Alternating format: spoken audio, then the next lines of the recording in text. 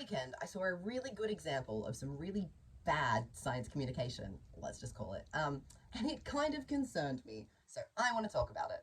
So I saw an incredibly misleading article posted by ABC News on Friday, 15th of March, which just coincidentally, by the way, was International Long COVID Awareness Day.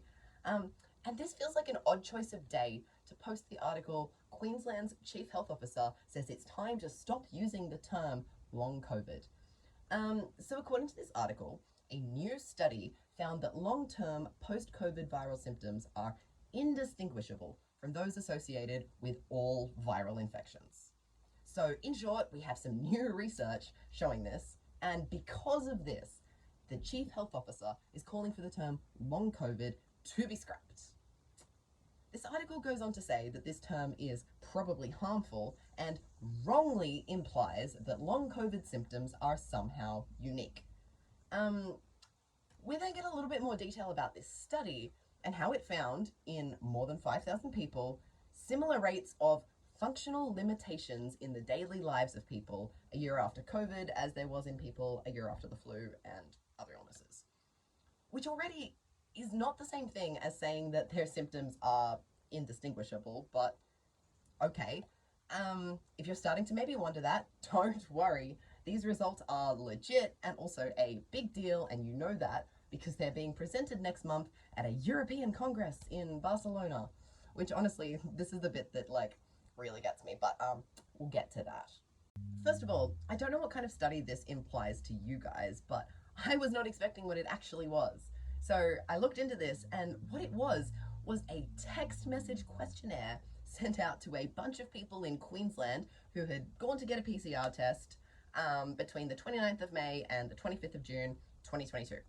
So this survey was sent out a year after their PCR test and asked them about ongoing symptoms and the degree of functional impairment, whatever that actually means.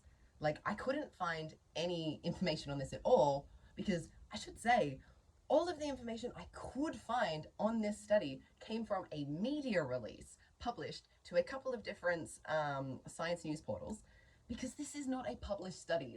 This has not been peer-reviewed. And the Queensland Chief Health Officer, John Gerard, he isn't just referencing this study, he's literally the author. This is his stuff that he is using to back his claims, and the actual study is not available anywhere yet. Anyway, according to the media release, there were 5,112 people who actually responded to this text message questionnaire after it was sent to, I don't know, presumably more. And these people got grouped based on the result of that June 2022 PCR test and whether it came back positive for COVID, negative for COVID, but positive for the flu, or negative for both COVID and the flu, but still symptomatic. However, I did also then find information that the reason for testing was not determined, but at the time, rapid antigen tests were widely available and recommended for routine screening of asymptomatic individuals, as though this was enough to assume that the person with the negative test result was still symptomatic, let alone then the further assumption/assertion that they must be suffering from a different but still respiratory virus. Anyway, as reported, there was a similar percentage of people from each of these groups who reported moderate to severe functional impairments in their daily life. Also, 16% overall were symptomatic, but no kind of info about how that was split up between groups. And from all of this that we can conclude, the term long COVID is harmful. Which, okay, even if we ignore this massive leap in logic, there are so many limitations with this study. So, first of all, they don't control for multiple COVID exposures. How do they know that the people who tested negative on that PCR test stayed negative for COVID for that whole 12 months afterwards? I had COVID 3 times in 12 months. You need to control for that. They also admit in the media release that participants who were hospitalized or had pre-existing illnesses were not identifiable within the cohort, which, I don't know, this feels like an important thing to maybe consider a little bit, more than a little bit. It is also worth considering that this is a very specific sample of people, right? So this is people in Queensland who were largely immunized before getting hit by any large number of COVID cases. And this was specifically during the Omicron wave, which As the press release mentions, the risk of long COVID has been shown to be lower during the Omicron wave compared to with other SARS-CoV-2 variants. And then finally, and like this is maybe the biggest one, but like I said, I could not find any information on this specific study because it doesn't yet exist.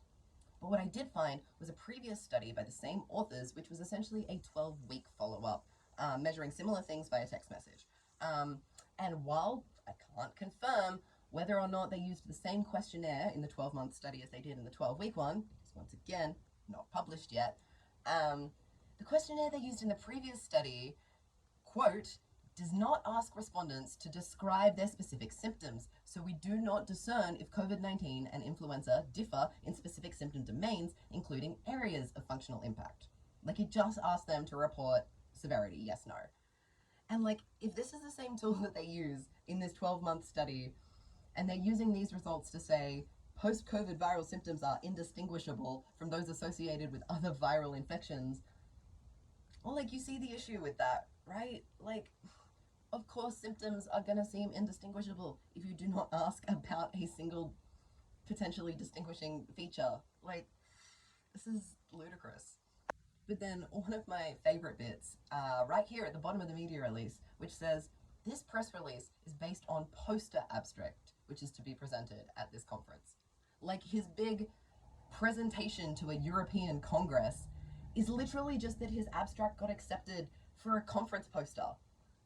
And okay, so for those of you who don't know how these things work, if you're a scientist and you have some interesting results that you want to present at a conference, you write them up into an abstract and then you submit them to this conference.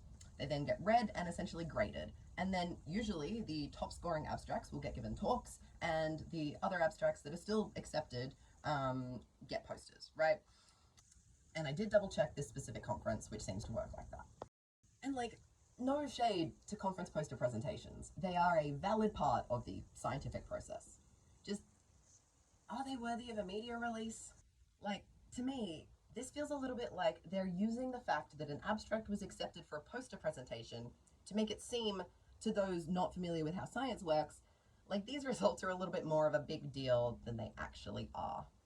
And going out of your way to get special permission to release these results before the conference embargo date so that they can be published on Long COVID Awareness Day without a single mention of that day in the press release or the ABC article, I mean, this just feels like a choice.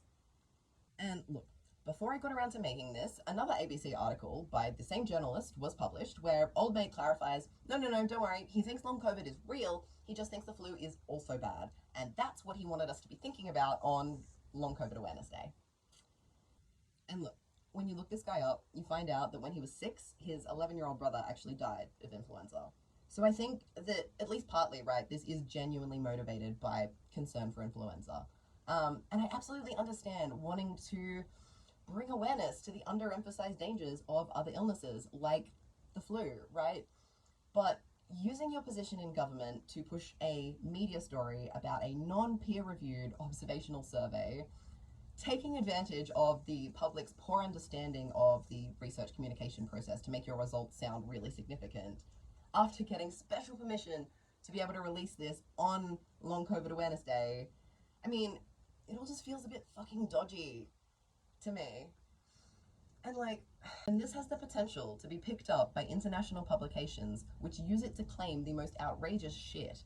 Like, sorry, in what world did this study show that the disease is an utter phantasm, part of the endless litany of socially chic ailments beloved by the anxious and affluent? Like, if John Gerard's aim here was to increase awareness and concern for viral and post-viral illnesses, I'm gonna go ahead and say that that has backfired.